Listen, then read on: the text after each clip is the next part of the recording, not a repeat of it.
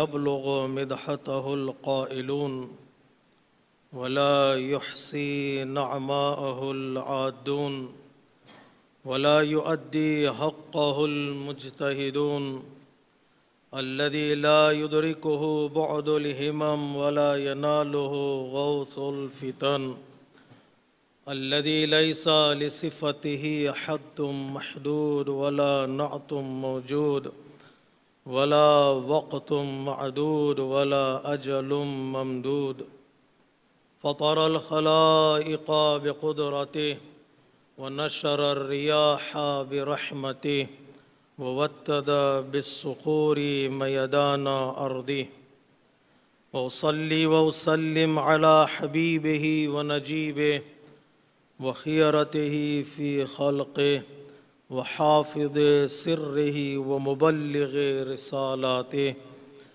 وبشير رحمته ونذير نقمته سيدنا ونبينا وحبيب قلوبنا أبي القاسم المصطفى محمد صلى الله عليه وآله وسلم وعلى أهل البيت الطيبين الطاهرين المعصومين المظلومين ولعنة الله على أعدائهم أجمعين من يومنا هذا إلى قيام يوم الدين أوصيكم عباد الله بتقوى الله ونظم أمركم أما بعد فقد قال الحكيم في كتابه الكريم وقوله الحق بسم الله الرحمن الرحيم يا أيها الذين آمنوا اتقوا الله وكونوا مع الصادقين صدق الله العلي العظيم اللهم صل على نماز گزاران عزیز خطبہ اول کی ابتدا میں اپنے نفس کے ساتھ ساتھ آپ تمامی حضرات کو تقوی الہی کی دعوت دیتا ہوں۔ اللہ تبارک و تعالیٰ نے قرآن مجید میں کچھ لوگوں کے ساتھ ہونے اور کچھ لوگوں کے ساتھ نہ ہونے کا کمانڈ دیا ہے۔ کچھ لوگ ایسے دنیا میں ہیں جو ڈیویٹڈ ہیں، جو گمراہ ہیں، جو گناہگار ہیں۔ اللہ تبارک و تعالیٰ نے حکم دیا ہے کہ ان جیسے نہ ہو جانا جس کی وجہ سے تمہاری دنیا اور آخرت تباہ ہو جاتی ہے۔ وہ لوگ جن لوگوں کے ساتھ ہمیں نہیں ہونا ہے، اللہ تبارک و تعالیٰ نے فرمایا وَلَا تَكُونُوا كَالَّذِينَ قَالُوا سَمِعْنَا وَهُمْ لَا يَسْمَعُونَ۔ کبھی بھی ان لوگوں جیسے نہ ہو جانا جو لوگ یہ کہتے ہیں کہ ہم نے سنا ہے جبکہ وہ سنتے نہیں ہیں، جھوٹ بولتے ہیں۔ لا تکونوا کالذین خرجوا من دیارہم بطرا ورئاء الناس۔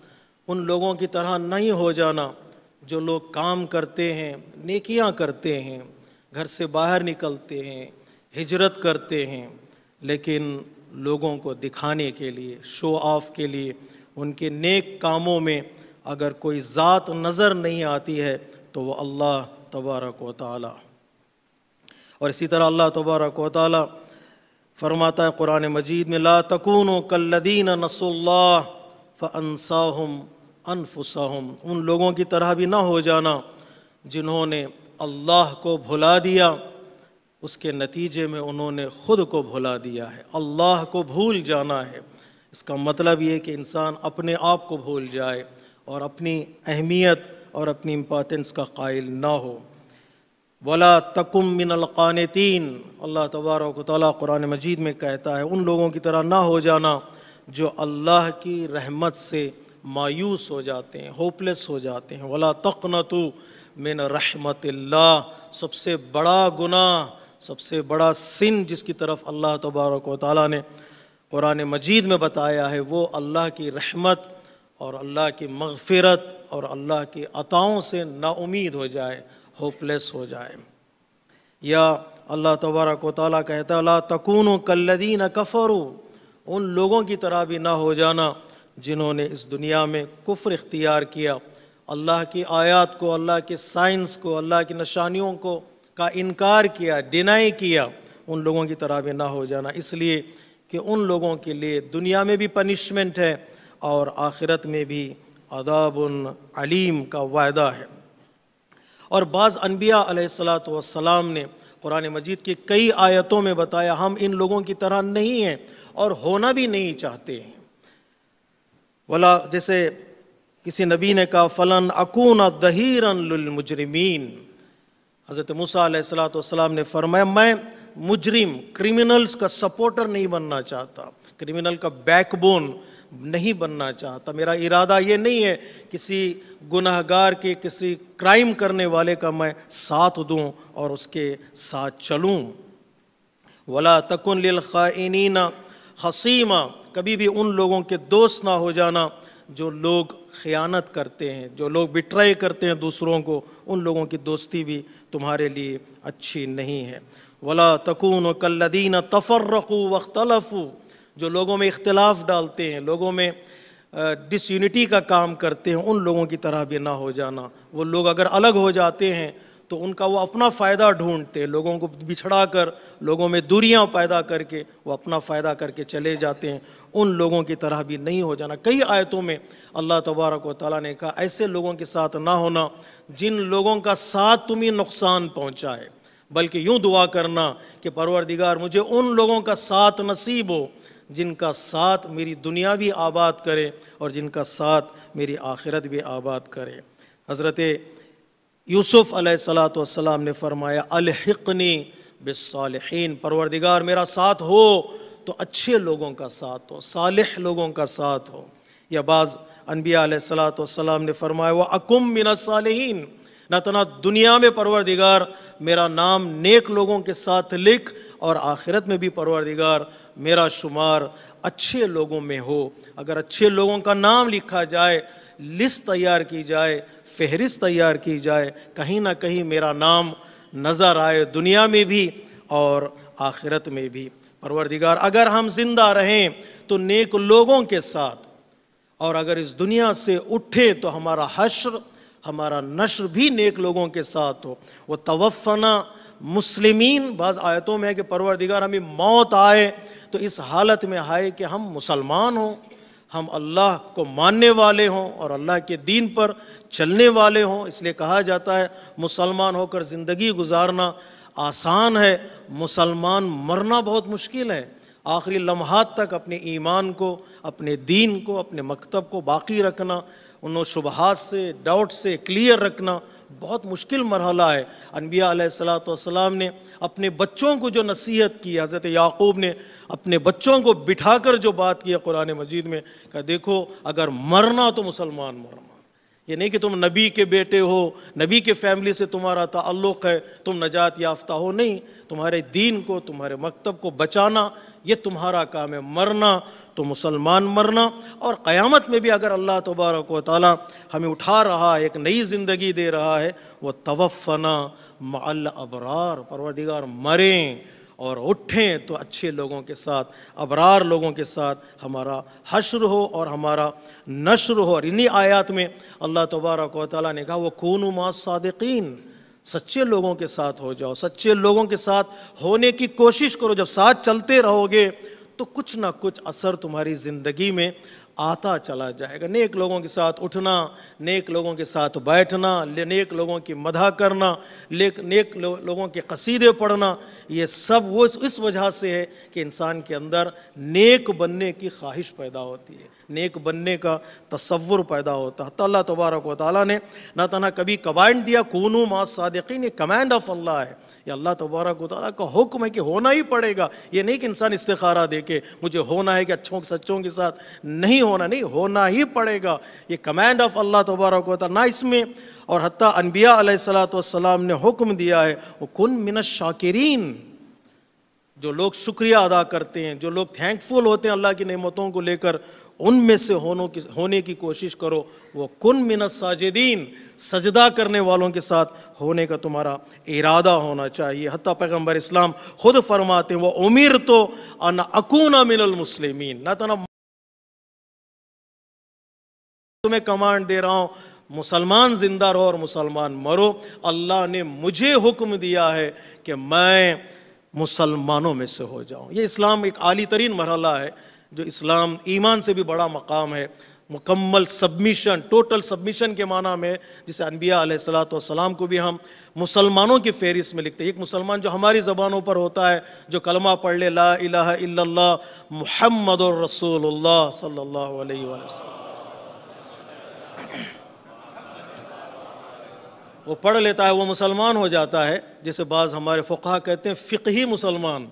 فقہی مسلمان یعنی کیا؟ شادیوں کے لیے سہولت ہو جاتی ہے، کھانے کے لیے سہولت ہو جاتی ہے، اٹھنے بیٹھنے کے لیے سہولت ہو جاتی ہے، ان کے لیے مسلمان ہے۔ کچھ فقہی مسلمان ہیں، کلمہ پڑھ لیا تو مسلمان ہے، نماز پڑھتا ہے یا نہیں پڑھتا ہے۔ تو بعض لوگ جو ہمارے یہاں بعض لڑکیوں نے، بعض لڑکوں نے شادیوں کے لیے جو سلیکٹ کیا ہے، کچھ ہمارے کمیونٹی سے باہر جا کر کہا ہم نے مولانا ہم نے اس کو مسلمان بنا دیا ہے، اب اس کو مسلمان بنا دیا، فقہی مسلمان بنایا ہے، حقیقی مسلمان نہیں۔ فقہی مسلمان یعنی کیا؟ شادی ہو جا سکتی ہے، نکاح پڑھ لے گا مولانا، نکاح بیٹھ کے نکاح پڑھ لیں گے، اس کے ہاتھ کا کھانا آپ کے لیے حلال ہو جائے گا اور اس کے بچے مسلمان ہو جائیں گے۔ تو اس اعتبار سے وہ فقہی مسلمان ہے۔ حقیقی مسلمان بننے کے لیے بہت بڑا راستہ طے کرنا ہے۔ وَأُمِرْتُ أَنْ أَكُونَ مِنَ الْمُسْلِمِينَ، مجھے پروردگار نے مجھے حکم دیا ہے کہ میں بھی مسلمانوں میں سے ہو جاؤں، تو کتنا بڑا مقام ہوگا اسلام کا اور مسلمانوں کا۔ تو اللہ تبارک و تعالیٰ نے کبھی عدالت قائم کرنے کا حکم دیا ہے، ان کے ساتھ ہو جاؤ، کبھی کہا اللہ کے سپورٹر ہو جاؤ، اور اس کے بعد ایک نمونہ بھی پیش کیا اللہ تبارک و تعالیٰ نے قرآن مجید میں کہ ان کے جیسے ہو جاؤ، ان کی زندگی کو اپنی زندگی کے لیے نمونہ بناؤ، رول ماڈل بناؤ، اسوہ بناؤ۔ وہ کون ہے؟ حضرت ابراہیم علیہ الصلاۃ والسلام کے لیے اللہ تبارک و تعالیٰ نے قرآن مجید میں کہا قد کانت لکم اسوۃ حسنہ فی ابراہیم والذین معہ، تمہارے لیے ابراہیم، جو ابراہیم کے ساتھ رہنے والے تھے، اسوہ حسنہ ہے۔ کس طرح انہوں نے دشمنوں کے خلاف قیام کیا، کس طرح انہوں نے بتوں کو توڑا، کس طرح انہوں نے تبلیغ کی اور توحید کا پیغام پہنچایا، تمہارے لیے اسوہ ہیں، رول ماڈل ہیں حضرت ابراہیم علیہ الصلاۃ والسلام۔ اور ہمارے نبی کے لیے بتایا کہ لکم فی رسول اللہ اسوۃ حسنہ، ہمیں کیسے زندگی گزارنا ہے، کس کے ساتھ ہونا ہے، نہیں لفظوں کو بدل دوں، ہمیں کس جیسا بننا ہے۔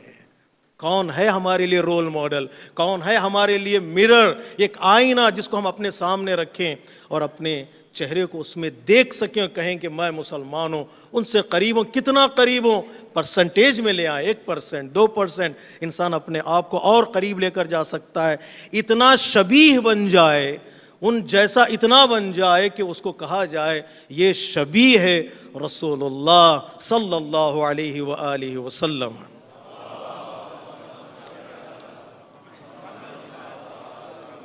کیا ممکن ہے ایسا کہ انسان شبیہ بن جائے؟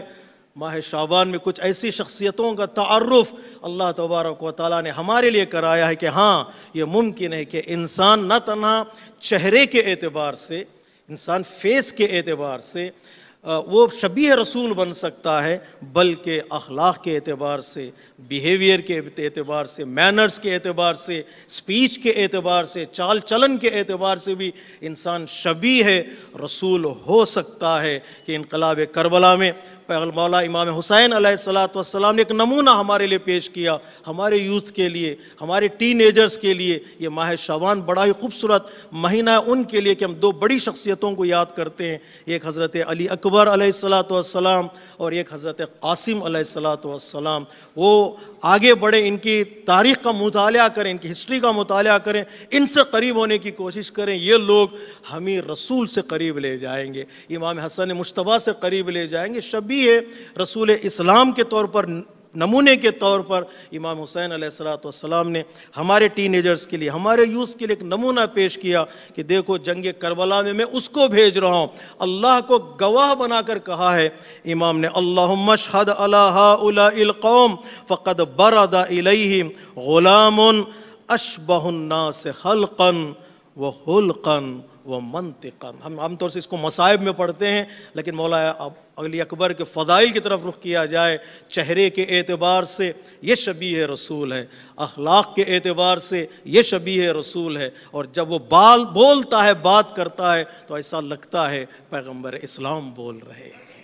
کہ انسان اتنا قریب ہو سکتا ہے اس عظیم شخصیت کے اخلاق میں قریب ہو جانا، شبیہ ہو جانا کوئی آسان کام نہیں ہے۔ پیغمبر اسلام کے لیے سب سے بڑا ٹائٹل جس کو اللہ تبارک و تعالیٰ نے ذکر کیا قرآن مجید میں، جس کا وَإِنَّكَ لَعَلَىٰ خُلُقٍ عَظِيمٍ، اخلاق کے عظیم مرتبے پر فائز تھے۔ پیغمبر اسلام کے شبیہ بن جانا، آپ جیسے بن جانا مولا علی اکبر کا ایک کمال تھا، اور انہوں نے ثابت کیا کہ تم بھی کوشش کرو اپنی زندگی میں تھوڑا قریب ہو جاؤ پیغمبر اسلام کو نمونہ بنا کر، یہ امکانات تمہارے لیے بھی فراہم ہو جاتے ہیں۔ اس لیے کہ اللہ تبارک و تعالیٰ نے قرآن میں اور اہل بیت علیہ السلام نے بتایا ہے مختلف روایتوں میں، ایک ارادہ ہماری طرف سے ضروری ہے، ایک پلان ہماری طرف سے ضروری ہے، ایک خواہش ہماری طرف سے ضروری ہے، ایک تمنا کہ ہم ان جیسے بننے کی کوشش کرو، ارادہ کرو، چلتے چلے جاؤ، ان کی اس طرف سے عنایتیں ہوں گی، اس طرف سے برکتیں ہوں گی، اس طرف سے بلیسنگز ہوں گے۔ اگر آدمی ہاتھ اٹھانے لگے گا تو بزرگ لوگ جو کھڑے ہوتے ہیں ان کا ہاتھ تھام لیتے ہیں اور ان کو بھی بڑا بنا دیتے ہیں۔ یہ انسان کے اندر ارادہ ہونا چاہیے، شباہت کے لیے کوشش کرے۔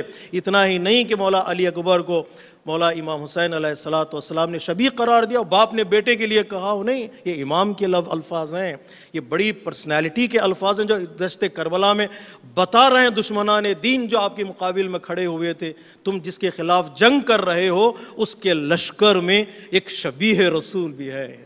اگر رسول سے محبت ہے، رسول کے چہرے سے پیار ہے، رسول کے اخلاق سے دوستی ہے، اور رسول کا کلام سننا چاہتے ہو تو میرے بیٹے علی اکبر کو دیکھو۔ اور آپ نے اذان دلوا کر یہ بھی بتایا، رسول کے زمانے کی یاد بھی تازہ کرا دی کہ دیکھو یہ اذان ہے اور یہ لہجہ پیغمبر اسلام نے۔ یہاں تک مولا امام حسین فرماتے ہیں کُنَّا اِذَا اسْتَقْنَا إِلَىٰ وَجْهِ رَسُولِكَ نَظَرْنَا إِلَىٰ وَجْهِهِ۔ یہ بڑی خوبصورت روایت کا ٹکڑا ہے کہ آج ساری دنیا امام حسین علیہ السلام کی زیارت کے لیے جاتی ہے، تمنا کرتی ہے۔ مولا امام حسین دشت کربلا میں فرماتے ہیں جب بھی ہمارا دل چاہتا کہ رسول کا چہرہ دیکھیں تو ہم علی اکبر کو دیکھ لیا کرتے تھے۔ ہم علی اکبر، یہ باپ اور بیٹے کی محبت نہیں ہے، ایک امام اور ماموم کی محبت ہے، ایک امام، ایک لیڈر، ایک فالوور کی محبت ہے۔ کس طرح علی اکبر نے فالو کیا امام کو، کس طرح آپ ایک بہترین سپورٹر بنے، مقام بڑا ہے، شخصیت بڑی ہے، پرسنالٹی بڑی ہے، اس کے باوجود آپ نے پروف کیا کہ جس راستے کو ہم طے کر رہے ہیں اس راستے کو ناآشنا نہیں ہے، اس راستے سے غافل نہیں ہے۔ ہمارے پاس سرٹینٹی ہے، ہمارے پاس یقین ہے، ہمارے پاس علم ہے، ہمیں معلوم ہے حق کیا ہے اور باطل کیا ہے۔ آج کے نوجوانوں کے لیے بہترین پیغام جو مولا علی اکبر علیہ السلام کی زندگی سے لے سکتے ہیں، وہ جانے حق کیا ہے اور باطل کیا ہے، وہ جانے ٹروتھ کیا ہے اور فالس کیا ہے، وہ جانے کہ صحیح راستہ کیا ہے، غلط راستہ کیا ہے۔ اگر صحیح راستے کو جان لے آدمی تو وہاں پر کھڑا رہے، وہاں پر فیم رہے، یہ صحیح راستہ ہے اور مجھے یہاں کھڑا ہونا۔ یہ نوجوان کر سکتا ہے، ایک یوتھ کر سکتا ہے کہ مجھے جان چکا ہوں میں یہ صحیح راستہ ہے، تو اس کے لیے آدمی سیکریفائس کرنے کے لیے تیار ہو جاتا ہے، اس کے لیے آدمی اپنا سب کچھ قربان کرنے کے لیے تیار ہوتا ہے۔ اگر نہ جانے، شبہات میں رہے، ڈاؤٹس میں رہے، کلیئرٹی اس کے لیے نہ ہو، آدمی کے چلنے میں بھی مضبوطی نہیں آئے گی، آدمی کے زندگی گزارنے میں بھی وہ اسٹرنتھ نہیں پائی جاتی جس اسٹرنتھ کو وہ تلاش کر رہا ہے۔ مولا علی اکبر چل رہے تھے مولا امام حسین علیہ السلام کے ساتھ ساتھ، ہر لمحے میں آپ ساتھ تھے۔ کربلا سے پہلے ایک مقام پر امام حسین علیہ السلام کی آنکھ لگی، آپ نے تھوڑی دیر آرام کیا، جب آنکھ کھلی تو آپ کی زبان سے جملہ نکلا انا للہ و انا الیہ راجعون، ہم سب کو اللہ کی بارگاہ میں لوٹ کر جانا ہے۔ اس موقع پر جب مولا کی زبان سے یہ جملہ نکلا، مولا علی اکبر نے پوچھ لیا مولا بابا یہ بتائیے آپ کی زبان سے یہ جملہ نکلا کیوں، ریزن کیا ہے اس کے پیچھے؟ مولا نے فرمایا میں نے خواب میں دیکھا ایک منادی ندا دے رہا ہے کہ اے حسین پتہ ہے یہ قافلہ کس کی طرف جا رہا ہے؟ یہ قافلہ موت کی طرف جا رہا ہے، یعنی کہ جانتے نہیں تھے یہ قافلہ شہادت کی طرف جا رہا ہے۔ جو جس راستے کو تم نے انتخاب کیا ہے اس راستے کا دی اینڈ شہادت ہے۔ تو اس لیے میں نے کہا انا للہ و انا الیہ راجعون۔ کبھی انا للہ افسوس کے لیے ہوتا ہے، کبھی انا للہ تیار ہوں، پریپریشن کے لیے، تیاری کے لیے میں تیار ہوں اس موت کے لیے جو پیغام مجھے خواب میں دیا جا رہا ہے۔ تو حضرت علی اکبر نے فوراً سوال کیا یا ابا افلسنا علی الحق، پریشان ہونے کی کیا بات ہے بابا؟ کیا ہم حق پر نہیں ہیں؟ کیا ہمارے ساتھ حق نہیں ہے؟ گویا ایسا لگ رہا ہے ابراہیم اسماعیل سے پوچھ رہے ہوں اور اسماعیل جواب دے رہے ہوں. کیا تاریخ یہاں ہسٹری ریپیٹ نہیں ہو رہی ہے؟ کہہ سکتے تھے کہ ہمیں چلنا ہے تو چلنا ہے، لیکن مولا حضرت ابراہیم نے اسماعیل سے پوچھا بتاؤ تمہارا کیا ارادہ ہے؟ افعل ما تؤمر. اسماعیل نے کہا چلو جو کچھ اللہ نے حکم دیا ہے اس پر چلتے ہیں. ستجدنی انشاءاللہ من الصابرین، مجھے صبر کرنے والوں میں سے پاؤ گے. بعض علماء یہاں پر رک کر کہتے ہیں کیوں ابراہیم اسماعیل سے پوچھ رہے ہیں، رائے طلب کر رہے ہیں؟ اگر اسماعیل کو نہ بتائیں اور نہ پوچھیں، یہ قربانی ابراہیم کی تو ہو سکتی تھی، اسماعیل کی نہیں ہو سکتی تھی.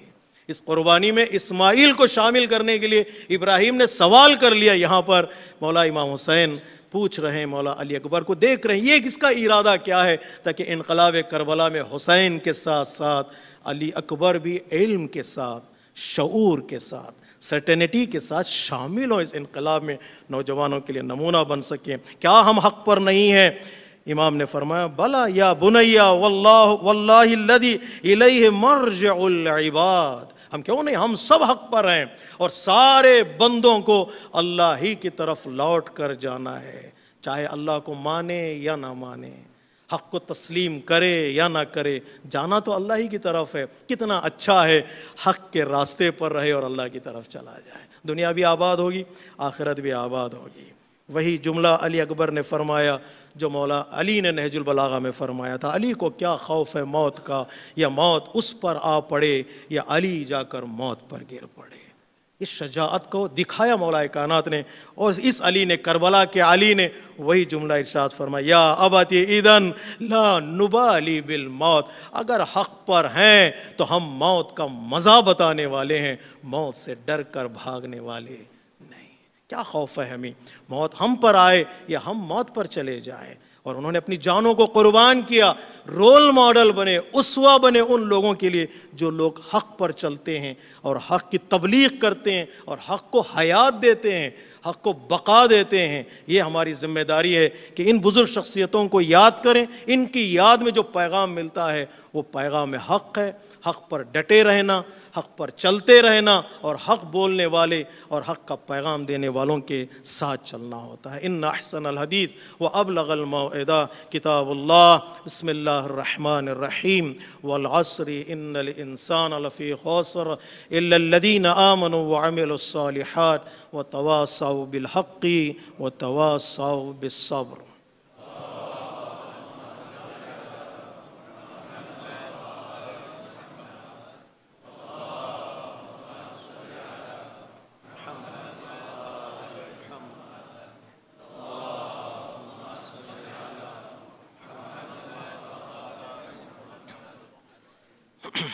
بسم اللہ الرحمن الرحیم. الحمد للہ الذی لا الہ الا هو الحلیم الکریم غافر الذنب وقابل التوب وهو الغفور الرحیم. سبحان من سبقت رحمته غضبا وبسط الیدین بالرحمہ. خطبہ دوم میں ایک بار پھر میں اپنے نفس کے ساتھ ساتھ آپ تمامی حضرات کو تقوی الہی کی دعوت دیتا ہوں. مولا علی اکبر علیہ السلام نے اپنی زندگی میں اپنے آپ کو ایسا بنایا اور دنیا والوں کے سامنے ایسا پیش کیا کہ آپ کو لوگ شبیہ رسول کہنے لگے. آپ کی شجاعت اور آپ کی سخاوت مشہور ہے. اور ہماری ذمہ داری ہے، خصوصی طور پر ہمارے یوتھ کی ذمہ داری اور ہمارے بھائی اور بہنوں کی ذمہ داری، ان عظیم پرسنالٹیز کو رول ماڈل بنائیں. کس لیے بنائیں؟ کہ علی اکبر علیہ السلام ناصر بنے، سپورٹر بنے انقلاب کربلا میں، اپنے وقت کے امام کے ناصر بنے. اور آج ہمارے لیے جو ذمہ داری ہے، رسپانسبلٹی ہے، وہ حضرت علی اکبر سے لیسنس کو لیں، سبق لیں، پیغام لیں اور اپنے آپ کو ایسا بنائیں کہ ہم ہمارے وقت کے امام کے ناصر بنیں، سپورٹر بنیں. نیمہ شعبان، 15 شعبان قریب ہے، جو ولادت باسعادت امام زمانہ عجل اللہ تعالی فرجہ الشریف کا دن ہے.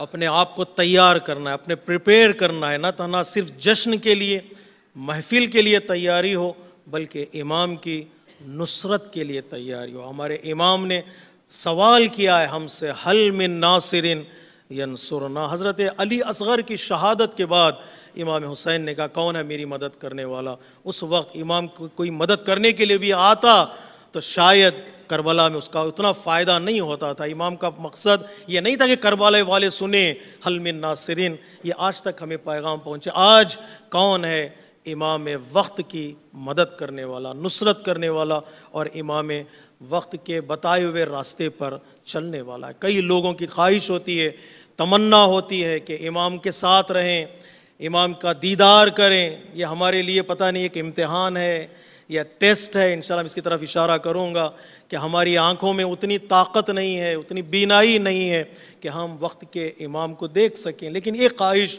انسان کی زندگی میں ہونی چاہیے۔ جیسے میں نے بتایا رات کے جشن میں کہ ہماری خواہشات میں امام کا نام کم سے کم ہو، یہ میری خواہش ہے، یہ میری تمنا ہے کہ امام سے ملاقات ہو، امام کا ناصر بنو۔ بعد میں نے لفظ کو بدل دیا، خواہشات میں نہیں، ہماری ضروریات میں ہونا چاہیے، ہمارے نیسیسٹیز میں ہونا چاہیے کہ یہ میرے لیے مانڈیٹری ہے کہ میں امام کو یاد کروں، امام کے لیے دعا کروں، امام سے ملنے کی تمنا کروں۔ اس کے بعد پھر میں نے اس جملے کو بدل دیا، ہماری خواہش نہیں، ہماری ضرورت نہیں ہے، ہماری اہم ضرورت ہے۔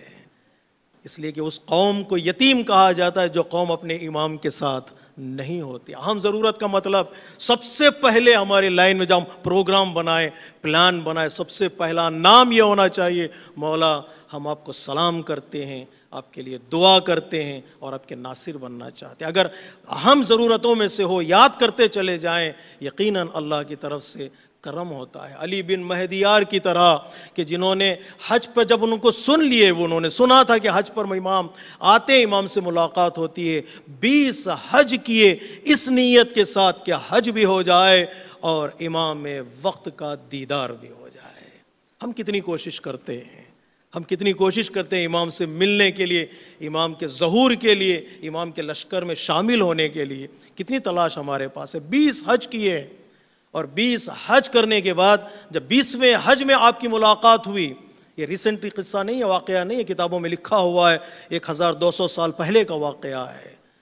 جب آپ کی ملاقات ہوئی امام سے جحفہ کے قریب، تو آپ نے شکوہ کیا امام سے، مولا میں کتنے دنوں سے آپ کو آواز دے رہا ہوں، کتنے دنوں سے آپ کو پکار رہا ہوں، آپ نے کسی کو بھیجا نہیں مجھے لینے کے لیے، آپ کہاں رہتے ہیں، آپ نے پتہ نہیں بتایا۔ پتہ ہے ہم کتنا تڑپ رہے، ایک محبوب ہے، ایک محب ایک محبوب کے سامنے بتا، پتہ ہم کتنا تڑپتے ہیں، پتہ ہے ہمارے دل میں کتنی بے چینی ہوتی ہے، کتنا اضطراب ہے کہ ہمارا امام ہم سے قریب نہیں ہے یا ہم امام سے قریب نہیں ہیں۔ امام نے فرمایا شکوہ ہم سے نہ کرو، شکوہ اپنے آپ سے کرو۔ یہ پیغام میں دینا چاہ رہا تھا، شکوہ ہم سے نہیں، ہم تمہارے لیے ہیں۔ یہ لطف پروردگار ہے، امام امت کے لیے ہوتا ہے، وہ امت سے دور نہیں ہوتا ہے۔ شکوہ ہم سے نہیں، اپنے آپ سے کرو۔ مولا کیا کیا ہم نے کیا کیا ہے؟ امام فرماتے ہیں وَلَٰكِنَّكُمْ كَثَّرْتُمُ الْأَمْوَالِ، تم اتنا مال کے پیچھے دوڑ پڑے، تمہارا مقصد تمہارے ہاتھ سے نکل گیا، تم مصروف ہو، تم بزی ہو اپنی زندگی میں کہ کتنا ملے، کب ملے، کہاں سے ملے، کیسے ملے، تمہارا ہم و غم مال ہے، تمہارے پروگرامز میں کہیں امام شامل نہیں۔ ولیکن کثرتم الاموال، تم نے سوچا بھی نہیں حلال ہے یا حرام ہے، تم نے سوچا بھی نہیں کہاں سے آ رہا، پاک ہے یا نجیس ہے، تم مال کے پیچھے اتنا دوڑ پڑے کہ کثرت کی طرف چلے گئے اور تمہارا دین، تمہارا مذہب، تمہارا مکتب، تمہارا شوق تم سے بہت پیچھے رہ گیا۔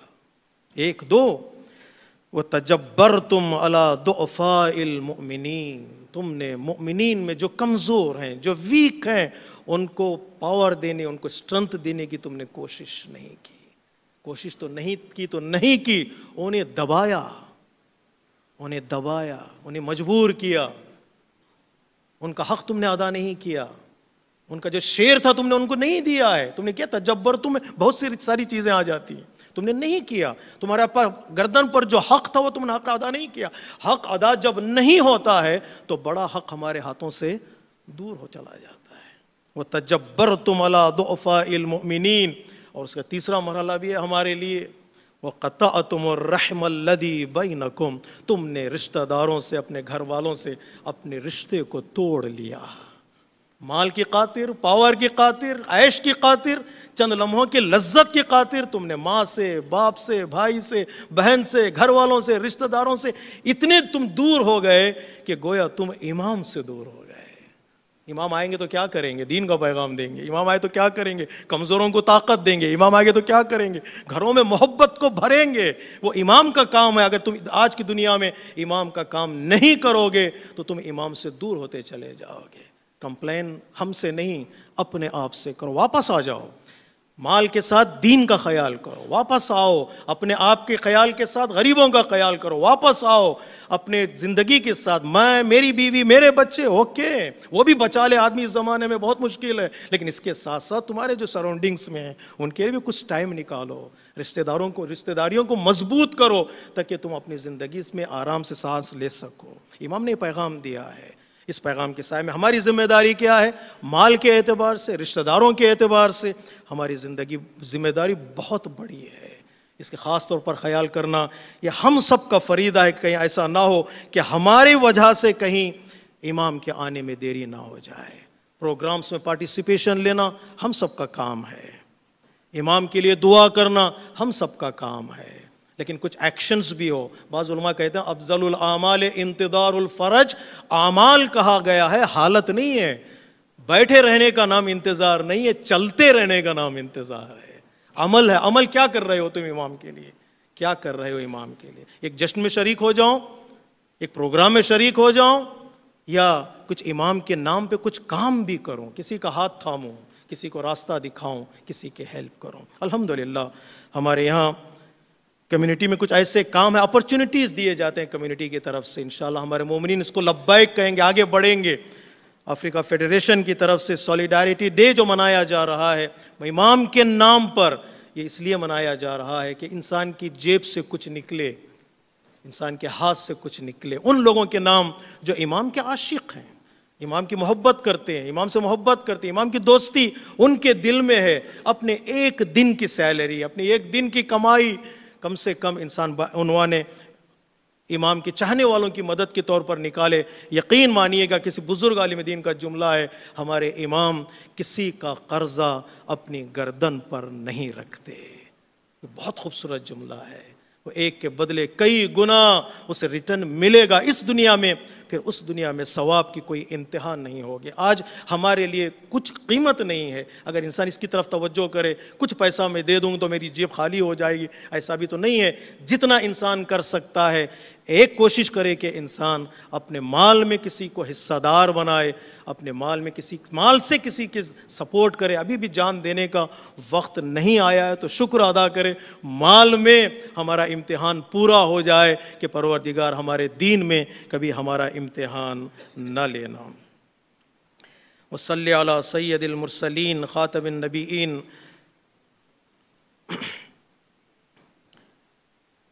شفیع المذنبین نبیا محمد صلی اللہ علیہ وآلہ وسلم وعلى امام المسلمین وقائد الغر المحجلین امیر المؤمنین علی ابن ابی طالب وعلى سیدۃ نساء العالمین وبدعۃ خاتم النبیین سیدتنا فاطمہ بنت رسول اللہ صلوات اللہ وسلم وعلى الحسن المجتبى والحسین الشہید بکربلا سیدی شباب اہل الجنہ